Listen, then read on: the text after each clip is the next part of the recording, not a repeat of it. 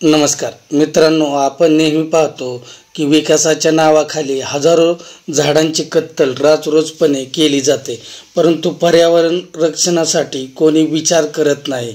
सध्या उंडवडी ते बारामती रस्ता राष्ट्रीय महामार्ग क्रमांक 162 मध्ये बेकायदेशीर वृक्षतोड सुरू आहे।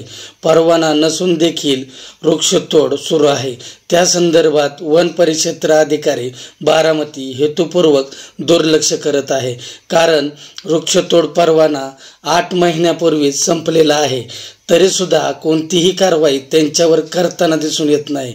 तसेच वृक्षाची पर्यावरणासाठी गरज आहे, वृक्ष वाचवून रस्त्याचे काम करा अशी सजीव संरक्षणच्या वतीने मागणी करण्यात येत आहे।